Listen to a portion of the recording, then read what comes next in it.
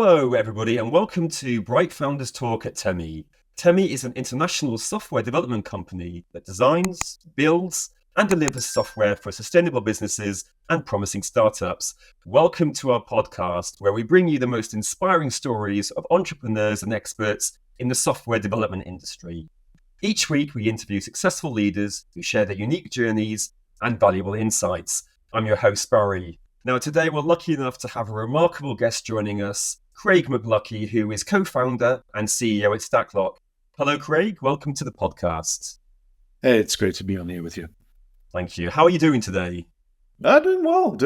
It's getting a little wintry over here, but everything's in good shape. Whereabouts are you based? I'm based out of the Seattle area, so Okay. the beautiful Pacific Northwest. Perfect. I'm jealous. So just before we talk about your company, we just want to discuss who you are on a personal level and your amazing journey that you've had. Would you mind telling us just a little bit about yourself and the company that you currently work for? Yeah, absolutely. So my name is Craig McLuckie. I grew up in South Africa. I spent quite a bit of time working at enterprise companies. So I've always been an enterprise software person. Turns out I'm not a very good engineer. I discovered pretty early on that I'm a terrible engineer and you should let me near the code. But I do like people. I love building things. So I worked at Microsoft and Google for a fair bit. And I guess I got my sort of first major break working at Google, where I had an opportunity to partner with a friend of mine to build this technology, which we called Big Cluster at the time. It became Google Compute Engine, which was the anchor for Google's cloud efforts. I then worked with that same person, Joe Beta, and another friend of mine, Brennan Burns, to come up with this crazy idea, which was called Kubernetes, which became effectively an abstraction that exists between infrastructure technologies and workloads. And we worked pretty hard to get that as a technology that could potentially intermediate some of our competitors, so we could just sell more Google Compute Engine. And Kubernetes worked out, okay, there's a fair bit of use of it out there in the wild. I started the Cloud Native Computing Foundation as a spiritual home for the technology. I worked on a few other things inside Google, and then there's a little startup called Heptio, which we sold to VMware after only 2 years, and it was a pretty decent exit. And then I had the privilege of working at VMware for a while and building out what we called the Tansi portfolio. So grew that team up and sort of enriched it with a lot of acquisitions and brought things together.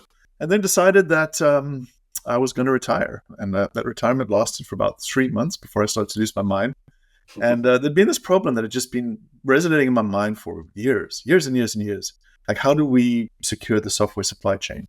Such an important, topic. And I just felt like there was just an unparalleled opportunity to not only create a beautiful company, but also to create real value in the world. And so I started another company about 9 months ago with this fellow I met called Luke Hines. And we're in the business of helping enterprise organizations make sense of their supply chain and helping developers just use technology that has a good sustainable foundation. Perfect. You've had a pretty illustrious career. Now, this next question, I suppose you shouldn't ask. It's like asking a parent which of your children is your favorite. But have you had any particular experiences where you said, "Oh, that was the journey. That was a company that I really enjoyed working for"? I think it's always I always kind of joke about this, but I never want to be that sort of aging rock star that had that one song that they sang. And, and they show up at corporate events and they just sing that one song and everyone goes crazy. And then people make them sing it again and they just hate themselves for only having sung that one song. So I never want to be known for one thing. I think it's, every step of the journey's had its own delights. Everything's been wonderful. I can say that the thing that I've done that I relish the most is building companies. Like I love being a CEO. I love being a founder. Don't tell my board this, but I do it for free. I just love it that much. It's just the best thing ever. So I loved my last company, and I love this company more. Like you've always got to love the one that you're raising right now the most. That other one went off and created a lot of value in the world, but this is the one I love. Did you always know that you were going to be a CEO? Did you always know that this was the right job for you? Oh gosh, no. Oh no. Like, I didn't know what I was going to be when I grew up, and I was always wondering that. I don't think this is something that you necessarily plan for. I certainly didn't. Maybe some people do, and they can see that far ahead.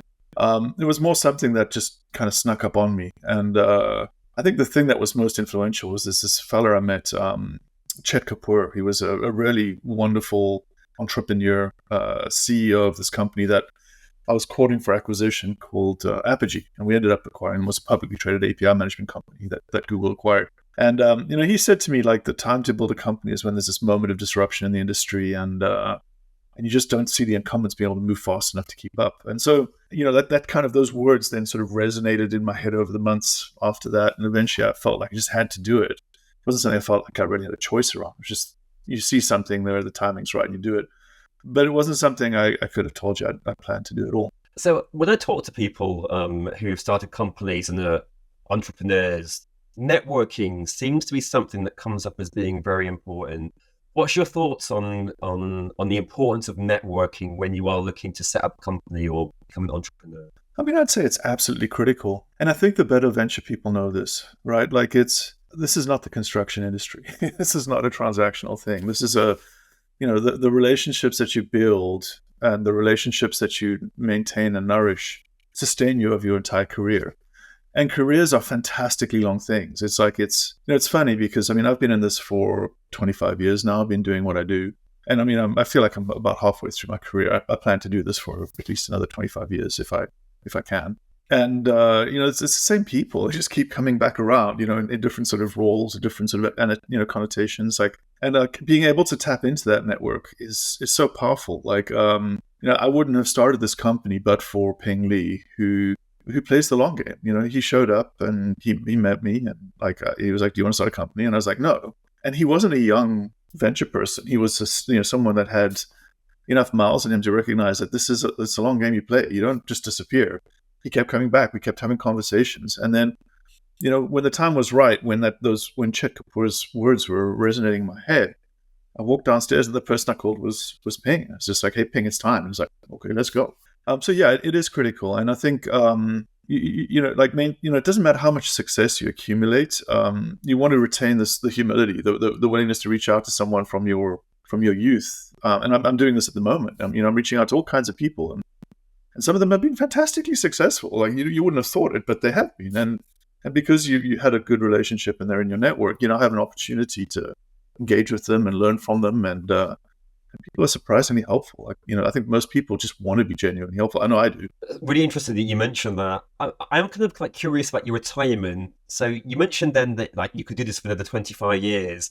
What was the element that caused you to go from, "Oh, I'm happy in retirement," to, "Oh no, retirement's not for me, not for another 25 years"?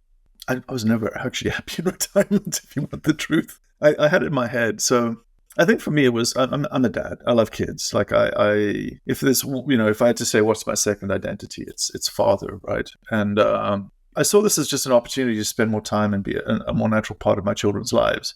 What I didn't realize is, for me, the loss of structure, the loss of purpose, the loss of mission, it was a very hard adjustment. My organization that I was running at VMware was a pretty substantial organization. When you're running a team of 1,500 engineers and got a big business behind you, there's a lot of responsibility. And, waking up in the morning and not having my day lined out ahead of me, I've done all my chores. Like, what am I going to do now? I don't know. I don't have hobbies. I just like building things. But, building a shed in the backyard isn't the same as building a company.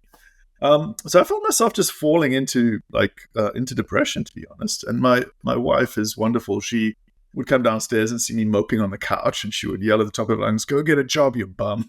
So that's like, she was joking, inspiring conversation. But yeah, she was joking, but she knows me so well that she was like, "You just can't do this. You got." And I was like, "Yeah, I kind of do." I suppose, you mentioned that you don't have any hobbies. How do you relax? What do you do to find that time for you, if you allow that time at all? I love my family, and I'm very monochromatic. It's always been something that I think, if people who know me, they would say, I'm a very monochromatic person. I'm a hedgehog. I have one thing in my head, and it's a big thing always, right? But I love my family. I love my kids. I love hanging out with them, going for walks. We have a vacation property that we go to. It's a bunch of desert with a small house on it, right? We call it the ranch, which is a grandiose term for a bunch of desert with a house on it. But it's not very fancy. But gosh, we love going there, and the kids love it, and it just gives us something to do. So outdoors is a big thing for me. Exercise is good. Reading. I love reading. I think any CEO should read a lot. And and I love working. It's just I love doing it. So So it doesn't feel like work at all. I suppose that's the main thing, isn't it? If you enjoy something that much, then you don't really need a hobby from it because it kind of becomes your hobby. Yeah. And you mentioned the reading as well, and I can see a lovely collection of books in the background. Do you have any books or writings that have inspired you or changed your way of viewing the world? I mean, I think every book you read does that in some ways. And some books you grab large amounts of concepts from, some books you grab small amounts. And every time you have a new construct that causes you to think about stuff, it's great. I love Jim Collins. I know this sounds pretty cliched, but one of the kind of core thematic things in stacklok is we believe in finding truth in data. That idea that you take the time to look at the world, and then just with an unvarnished, clear mind, approach the information and get the most you can out of it. Like, I find that to be, very inspiring. And in particular, I think when I look at something like Good to Great, there's a couple of concepts that have just resonated with me and that have actually affected the way that I approach the world. That the idea of a level 5 leader, like the idea that the best people embrace this absolute relentlessness, but also this incredible level of humility. And they don't even know that they're great most of the time. When I was looking for my co-founder for this company, the first time I met him, I was like, this guy's a level 5 leader and he doesn't even know it. And he doesn't even know what a level 5 leader is. He's never read the book. I'm like, I'm going to be very excited. And so that kind of thing, there's always a book that's, front of mind. But honestly, I find myself not so much, I don't enjoy sitting there and just soaking it in. Like I want the dopamine hit. I want the kind of like, I'll scan it. I get through it quickly. I try to find the things and then I come back to the stuff that I really care about. So what qualities would you say that you had which are really beneficial in the job that you do on a day-to-day basis? Yeah, I mean, it's funny because I think everyone has different things.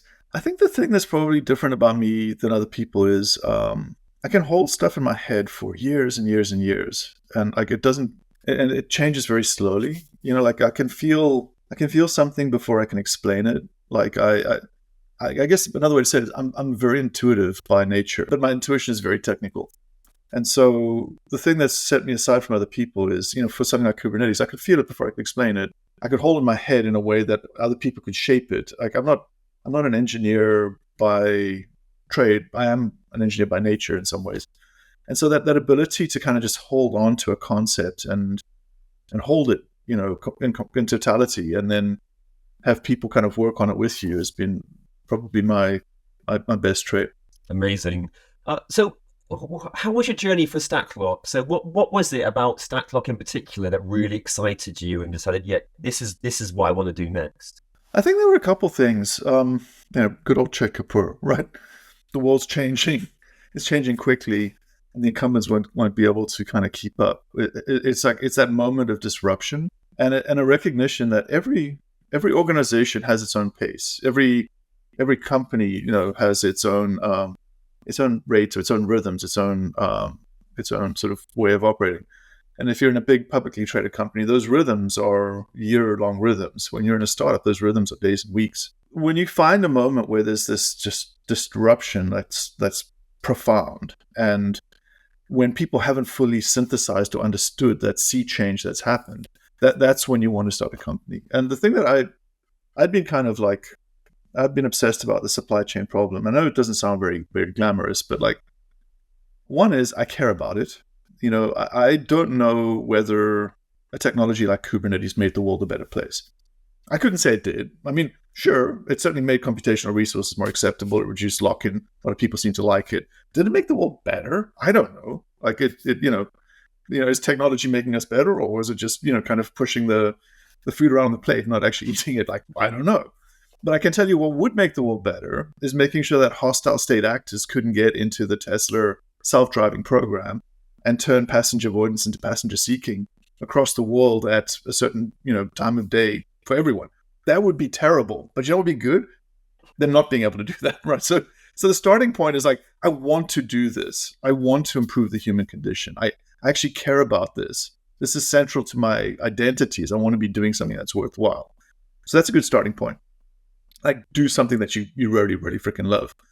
And then the second thing I think is just this recognition that, like, it was funny because I've always had a bit of a strange mind, and I'd been like, gosh, like this, like supply chain is such a, it's this absolute gem, that like this treasure of humanity. Like, I've always been part of the open source kind of communities, part of open source innovation. It's like 80% of the code you're shipping is open source, but like, you have no idea where it comes from. Like, what the heck are you doing, right? So it's like, it's just like this blows your mind. Like, we're so dependent on this technology. We just have this kind of like happy-go-lucky attitude that, oh, it's just going to be great because these communities are producing it. But like, what happens if the hackers aren't thinking that way? What happens if they're like not just bad, but really bad? What if they're not just like walking around your neighborhood trying to open your windows, but like manufacturing windows that are just easy to open, so they can get them installed in an entire like housing development and then clean you all out when everyone's at the town party? Like, that's the world that we're moving into. It's different, and so it's just like you find those things and your head just kind of reels, and you're like, people are thinking about this wrong. It's so obvious, and at some point the things are going to happen, and then and you start like paying attention, and like then SolarWinds happens, and everyone's like, oh my gosh, like, what's going on? And I mean, like, I'd been talking about this since well before SolarWinds, certainly thinking about it, trying to kind of navigate towards it. And then, it turns out my buddy Luke had been thinking about it a little bit better than I had. And he actually came up with something useful, which was SigStore, which, answered this really important question of like, how do I even know where that came from? Like, can I actually deterministically map a thing that I want to consume with the sort of point of origin? And then everything we're doing kind of fell out from that. That's really poignant that you say that. It's not something that I think about often is security, but when you put it like that, it's probably something that I probably don't want to think about it, because there's probably so many ways that you could view that and potential outcomes. So you mentioned jobs that change the world, and you kind of felt like they haven't really changed the world so far. What would the success look like for you, and say, actually, now I know that I've changed the world and made it a better place? I don't need to be recognized for this. Like, I don't even, like, honestly, I don't particularly want to be recognized for this. I want this to happen for humanity's sake, right? So that's the starting point. And I've actually found that to be very powerful. Is like, if you're truly behind something, you care more about it happening than how it happens. Like, that's a good starting point. Success for me would look like, obviously I want stacklok to be a fantastically successful company. I want people to join it and sort of benefit from it and profit from it and grow through it. And sort of, I'm not ambitious. I want to create a big, wonderful, durable company that outlives me. That's just a given. And I guess, if I could have my druthers, and I'm always nervous to kind of, show too ambitious, like, I would like to see us as being seen as a catalyst for a sea change in the way that people reason about software security. I'd like to see our competitors start to transition in a direction that's going. Win market share. I don't want a monopoly, but I want a good representation of market share. I want competitors that are intense and effective, and that will make me great by being great themselves. That's what I want for the company and for myself. That is an unusual perspective for a co-founder and CEO to have, is to have a great competition that will drive them to be better. I think usually the opinion would be, I would like to dominate the market share as much as possible and be the main ruler. It's kind of interesting to hear a CEO say that. Do you think you're alone in thinking like that, or do you think that other CEOs also think similarly to you? I don't know. I haven't met a lot of people that look at it that way. I think this is something I picked up at Google. This is strangely, Google, when I worked there was a little different. Actually, not from Google. I picked this up from Joe Beda, who I worked with for years. And he was like, your competition, you can let your competition define you. Like, are you trying to crush them, or are you trying to create value in the world? Like, what is your identity grounded in? And I think the thing that's novel about Luke and I is like, look, we're not IDF, Israeli Defense Force, cyber, Unit 8200 graduates. We don't have two successful cybersecurity exits under our belt. We don't come to this with an intrinsically militaristic mindset. That's not how we are. We're just not militaristic by nature. Look, you'd have to get up pretty early pawing over us. I'd like to think we're vigilant, but we're not necessarily militaristic. But the thing that we have done is just recognize that if you want to do something really big, it's better done together than apart. If you want to change the world for good, you're probably not going to do that by yourself. And so, and you can call it arrogance, you can call it confidence, you can call it whatever you want, but like, I don't want to crush my competition. Like I want to be sharpened by them. I want to be challenged by them. I don't want a monopoly. Like I want 60% of the market, and I want that to be hard fought and hard won. And I would like to see my best competitor have 30% of the market, and then people fighting for scratch and that, because that's going to create the hardest, toughest, most sort of effective crucible to create something truly great in the world. That's what I want. Perfect. That's a lovely answer. And I think it tells us a lot about who you are. Thank you for that. You also mentioned there about, and it's come up a few times, like networking collaboration. So, in your experience of working with people, do you have all the strengths? Is it something that you try to partner with people who counteract your weaknesses, or do you like to have people who think similarly to you, that have the same mindset as you? I always joke like I never want to be the smartest person in the room, right? Like it's like, what the hell am I doing? Like if I'm the smartest person in the room, that doesn't make any sense. Like my job is to get the smartest person to want to be in the room with me, to create an environment in which they can think clearly, and then to listen to them when they tell me what to do. Like that's what I want to do. Like I want to be lazy. Like I want to be like, I want other people to be great. I want to lift them up. Like you never, like no one's lifted up by pushing someone down. It's just not how it works. That's not how the world works. And so, for me, I want to be lifted up by the people around me. I want to lift them up too. And I don't look to work with people that share my strengths. Like that's just a self-replicating recipe for disaster. I look to work with people that share my values, that share my virtues. That's what I care about. I care that they care about the same things I care about, and that they're willing to do hard things in service of the things that I care about. But beyond that, no, I actually look for the opposite. Like I don't hire for the absence of weakness. I hire for strength. Like the more non-overlapping strengths people have with myself and other people's on the team, the easier it is. Like when you're building an executive team, the first executive hires are really easy because you just hire great people. But then over time, it becomes this Moneyball game where it's like, okay, I don't want just like everybody. Like I want someone that has this particularly unique, kind of capability, skill set, perspective. And so those hires get harder and harder and harder as time goes on. To what extent, when you're looking for hiring people, to what extent do you value competence over characteristics or traits? I will not compromise on trust. I will not compromise on character at all, period. It's not negotiable. I don't care how smart someone appears. I don't care how lucid they are. If they are of poor character, I don't want to work with them. Just don't. It's honestly, these journeys are long journeys, and they're personal journeys, and they're intense, and like sometimes they're very hard. And like you get to pick who you want to go on this journey with. Like I don't want to go on a journey with someone that doesn't have like great character. I don't want to work as hard as I do for someone that doesn't value the same things I value. That's not who I am. And so, yeah, it's, I think of myself as working for my team. I don't see my team as working for me. And like, I just don't want to work for people that I don't respect. So why would I create a team out of people I don't respect? Now, in terms of competence, you need the superpowers. Like you don't want to hire someone that doesn't have a superpower. Like it's like, I certainly don't. But you also have to recognize that people with superpowers also have, they're not going to be these perfectly formed, good at everything individual. Like they're going to have edges, they're going to have gaps, they're going to have quirks. Like that's the interesting person. It's that person that has this, the superpower, but manageable quirks that are, those are the kind of people I love working with. I suppose that's a really interesting point. Like when you're talking about hiring people and looking to get people on board with your company, I suppose that's easier to do when you have a small company in its early stages. Is that still something that's possible to do as the company gets bigger and bigger and bigger? Do you have less of a say, or do you trust those around you to be able to seek those qualities? It gets harder, obviously, right?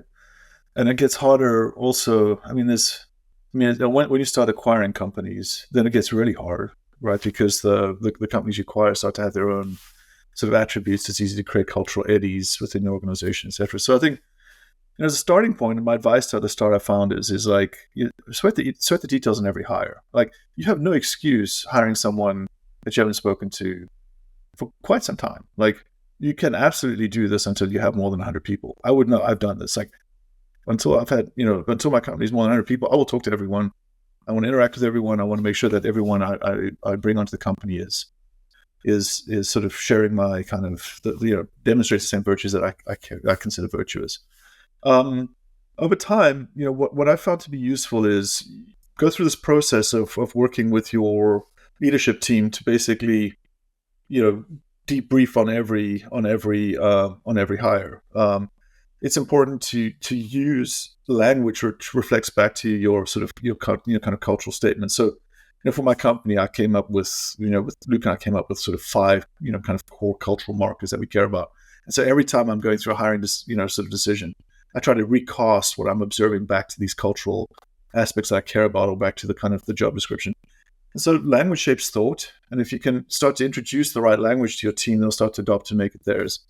And then over time, you can kind of step back and you don't have to be as involved because the team is already making sense of it. And you can watch them over, like, hey, observe a team hire the next 5 people. And if those people are consistently aligned with your expectations, you can kind of let go and delegate that structure to someone else. But, I don't know, different companies have done this differently. I think Amazon does this remarkably well, almost ridiculously well. There's this incredibly scalable, efficient, self-replicating system. I wouldn't want to work there necessarily. I respect that. It's just not the way that I tend to think about the world. But you have to respect that the way that they're able to replicate their culture at scale. So you mentioned that you wouldn't necessarily want to work there. Are there any CEOs or organizations that you would like to work for, if maybe for a day, just to swap roles to see what you could learn from them? I would love to work at Amazon, like, for a day. I just wouldn't want to, like, it's just like, let me say it differently. I don't think they would hire me. I think they would know exactly what I am, and they'd be like, you're not an Amazon employee. You're something else. You always go your own way. You tend to be a little bit rebellious by nature. You probably wouldn't be a good fit for the company. And they'd be completely right. I wouldn't be a good fit for the company. Any of the large companies. I would love to work at Amazon. I mean, if I could get an internship there for a year, I could learn so much from the way that people like Andy Jassy work. If I could, work for Satya for a year, that would make me amazing. Or someone like Charlie Bell, who grew up at Amazon and is now at Microsoft, even better. There's so many great people out there that you can learn from. I learned a lot from VMware. I loved working with Pat Gelsinger. I think Pat's just one of the highest integrity, most amazing people. I love working with Raghu.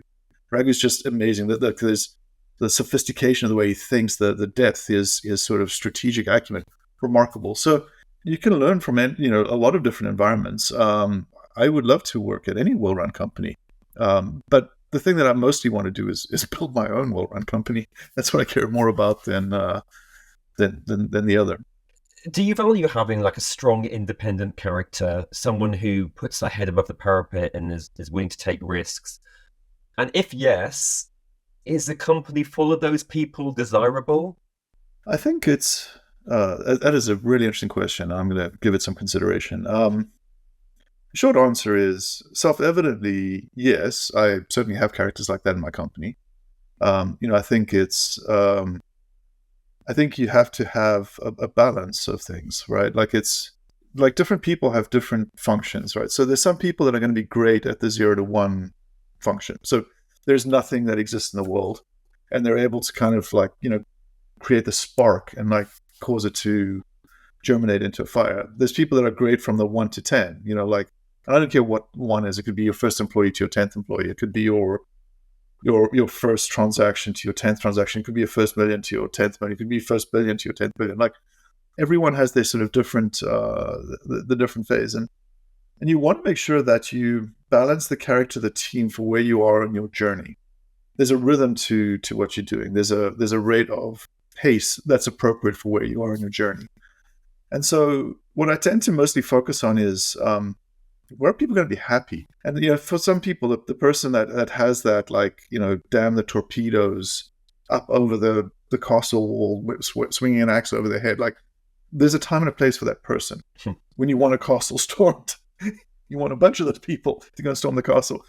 But you don't ask those people to go and and sort of administer the village after they've taken over the castle. It's going to be terrible, right?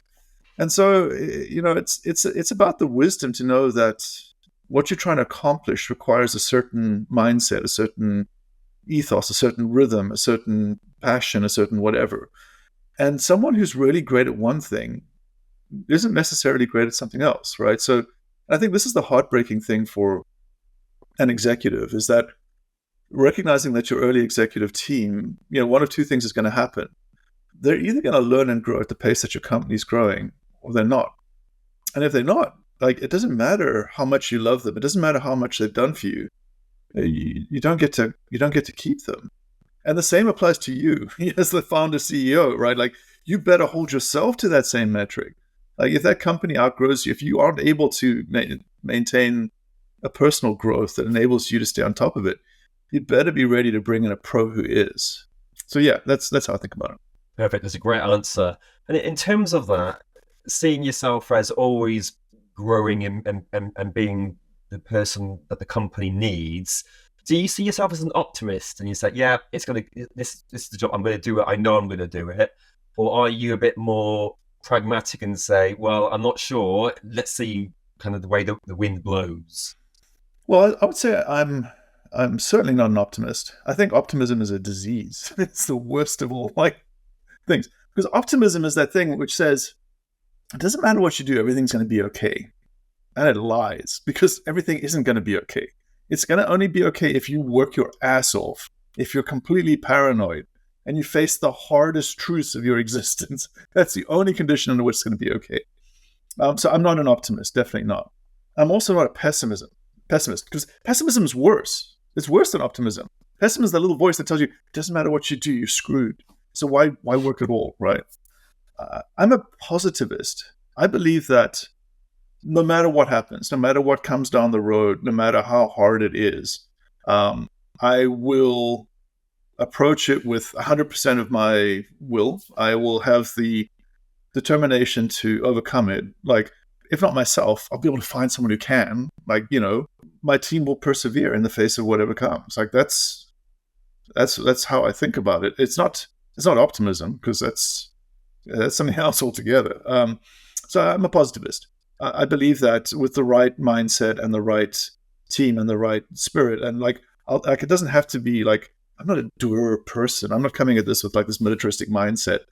It's more just a lightness of spirit. Like, we'll find out, and it's gonna be fun. And yeah, we'll learn. Maybe we'll get hurt a bit, but we're gonna deal with it, and everything's gonna be okay. Talking about everything being okay, have there ever been any moments in your journey where everything wasn't okay, and it took a lot to overcome that challenge? Oh God, yeah. It's one of the things I always tell people is like, success is a terrible teacher. It's that little voice that whispers in your ears and tells you that everything you do is great, everything's going to be okay, and that every part of you is wonderful, right? And you don't learn from that. Like, I've had the most terrible experiences professionally.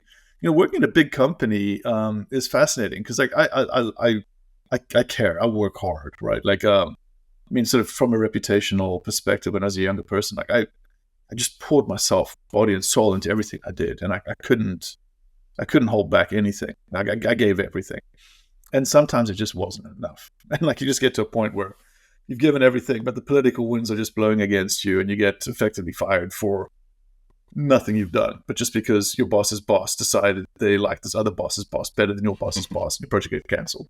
You're not actually fired because you still have a job. And so, like, I don't want to say that's being fired, but it felt like it when you've poured yourself, body and soul into something. So that happened many times in my career. And I think here's the truth: is like, you're gonna get knocked down. It doesn't matter how good you are.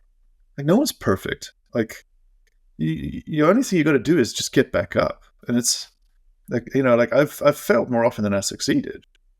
But like, the nice thing about this industry is failure is not terminal. Like, you don't die because you failed. It's not like medieval times when someone takes you outside and chops off your head.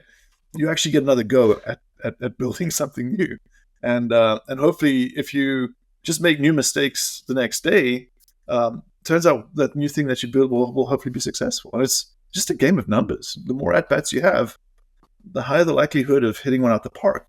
And as an entrepreneur, you only have to hit one out the park, and you're probably good, and actually, after that, it gets a lot easier to hit the next one out the park. So we are coming towards the end of the interview, and what I'd like to do is just get some words of wisdom from you. So that imagine that there's someone watching this podcast who is thinking about starting their own company, or they wanted to be an entrepreneur, and maybe they've got some self-doubts, or they feel like, oh, when is the right time? What advice would you give to that person? I would say, the advice that, there's two people that have given me good advice on the startup journey. Like, one is, like, don't do a startup because you want to make money. Do a startup because you want to do a startup. Like, holding on to this thing and pursuing it because it's like this, the financial outcomes and the dreams and all that goes with that. Like, that's a bad reason to do a startup. Do a startup because you have to, because you're just drawn to it, because it speaks to you, and because the thing you want to create needs to exist in the world. Like, that's the only reason to do a startup. And then I'd say, beyond that, timing matters. It really, really matters.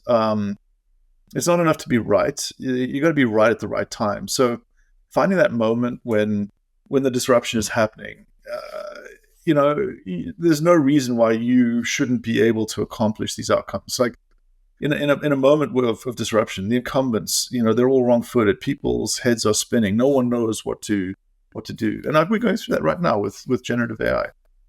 It's a moment of disruption, and there's so much opportunity in those times. So yeah, just move boldly when you know, and have confidence in yourself. Great, inspiring speech. Thank you so much for those words of advice. I hope someone out there uses that and finds it really useful, and I'm sure they will. So Craig, again, it's been a great pleasure talking with you. I just want to thank you again for talking with us today. No, thank you. It's been a great pleasure as well. That was Craig McLuckie, co-founder and CEO at Stacklok.